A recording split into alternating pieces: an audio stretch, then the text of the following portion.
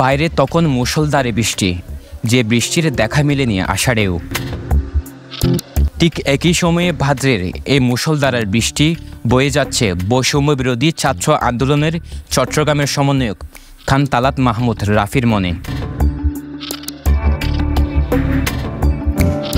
আন্দোলনের সময় বুক পেতে চট্টলার লাখো ছাত্র জনতাকে রক্ষা করা রাফি দেশজুড়ে সবচেয়ে বেশি আলোচিত ছিলেন। তার নেতৃত্বে লাখো জনতার সমাবেশ বিথ নাড়িয়ে দিয়েছিল শেখ হাসিনা সরকারের। কিন্তু সে রাফি বৃহস্পতিবার কক্সবাজারের ছাত্র জনতার সমাবেশে ছিলেন উপেক্ষিত। উপস্থিত অনেকেরই ধারণা ছিল কেন্দ্রীয় সমন্বয়ক হাসনাত আবদুল্লাহর আগে ছাত্র জনতার উদ্দেশ্যে বক্তব্য দেবেন নেত্রকোনায় জন্ম নেওয়া চট্টলার বীর রাফি। আসসালামু আলাইকুম। কিন্তু শেষ পর্যন্ত রাফিকে বক্তব্য দিতে দেখা যায়নি। হাসনাতের বক্তব্য দিয়ে শেষ হয় অনুষ্ঠান। দৃশ্যটি উপস্থিত অনেকের কাছে দৃষ্টিকটু হলেও নজর কাড়েনি আয়োজকদের। নজর কাড়েনি নাকি রাফিকে সকৌশলে উপেক্ষা করা হয়েছে তা নিয়ে চলছে নানা কানাঘোষা। রাফি বক্তব্য না দিলেও অনুষ্ঠানের শুরুতেই আন্দোলনের সময়কার বিভিন্ন স্মৃতি আর নির্যাতনের গল্প তুলে ধরেন কক্সবাজারের আহত ও গুমের শিকার শিক্ষার্থীরা।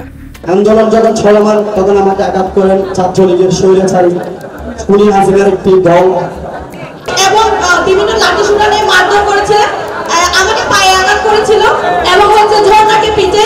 হসপিটালে ছিলাম প্রায় 1 মাসের চেয়ে বেশি। গত এই মাসেরই 5 তারিখ আমার ক্লাস্টার এবং ছিলে কাটে। আমার মাথার মধ্যে রাবার বুলেট লাগে, আমি ইউনিয়ন হাসপাতালে ভর্তি হই। পরে সমবেত ছাত্র জনতার উদ্দেশ্যে বক্তব্যে কেন্দ্রীয় সমন্বয়ক হাসনাত আবদুল্লাহ অনুরোধ জানান যে কোনো বিষয়ে প্রশাসনকে চাপ প্রয়োগ না করার। তিনি বলেন, ছাত্র জনতার একার পক্ষে দেশ সংস্কার সম্ভব নয়।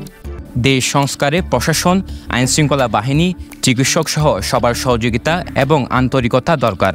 তাই প্রশাসনকে ধমকের সুরে কথা না বলে যৌক্তিক দাবিগুলো শৃঙ্খলার মাধ্যমে তুলে ধরতে হবে। অন্যথায় যাদের রক্তের বিনিময়ে আজকের এই বাংলাদেশ, সে রক্তের ঋণ পরিশোধ হবে না বলে মন্তব্য করেন তিনি। আমরা পুলিশের সাথে যখন কথা বলবো, প্রশাসনের সাথে যখন কথা বলবো, আমরা সহযোগিতার টোনে কথা বলবো। আমরা কখনোই বাধ্যতামূলক টোনে কোনো কথা বলবো না। তাদেরকে তাদের কাজ করার জন্য আমাদেরকে সুযোগ দিতে হবে। সুতরাং আমাদের যদি কোনো পরামর্শ থাকে, এই পরামর্শটি অত্যন্ত বিনয়ের সাথে একাডেমিকভাবে, ফর্মালভাবে তাদের কাছে উপস্থাপন করতে হবে। আমরা চেষ্টা করছি প্রত্যেকটি জায়গায় গিয়ে আমরা সচেতনতা বৃদ্ধি করার। আমরা ছাত্র নাগরিক যদি সচেতন না হই, তাহলে আপনাকে মাথায় রাখতে হবে বাংলাদেশ বিনির্মাণ আর কখনোই সম্ভব নয়। সুতরাং আমরা শহীদের রক্তের সাথে বেইমানি না করে আমরা ঐক্যবদ্ধভাবে বাংলাদেশ পুনর্নির্মাণের জন্য আমরা কাজ করে যাব। এদিকে হাসনাত আবদুল্লাহ হলের ভেতর থাকাকালীন বিশৃঙ্খলা না হলেও তিনি চলে যাওয়ার পরপরই শুরু হয় হট্টগোল।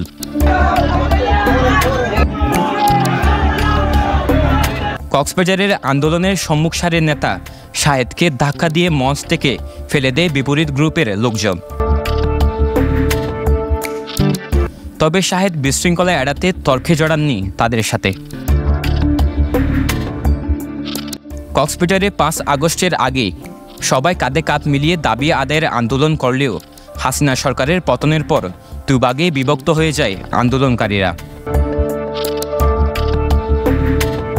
সরওয়ার সাকিব, পেনুয়া নিউজ।